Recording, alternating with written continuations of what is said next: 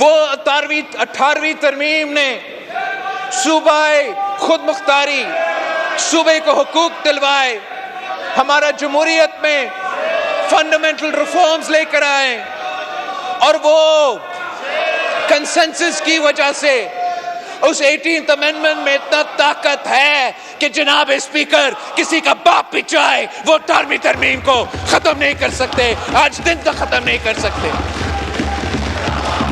اور وہ اس لیے کہ اس 18ویں ترمیم پہ نہ صرف پیپلز پارٹی کی دستخط ہے،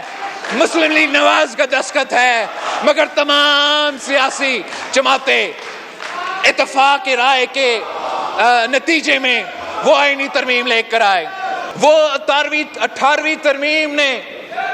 صوبہ خود مختاری، صوبے کو حقوق دلوائے، ہمارا جمہوریت میں فنڈامنٹل ریفارمز لے کر آئے، اور وہ کنسنسس کی وجہ سے اس 18th امینڈمنٹ میں اتنا طاقت ہے کہ جناب اسپیکر کسی کا باپ بھی چاہے وہ 18ویں ترمیم کو ختم نہیں کر سکتے، آج دن تک ختم نہیں کر سکتے۔ اور وہ اس لیے کہ اس 18ویں ترمیم پہ نہ صرف پیپلز پارٹی کی دستخط ہے، مسلم لیگ نواز کا دستخط ہے، مگر تمام سیاسی جماعتیں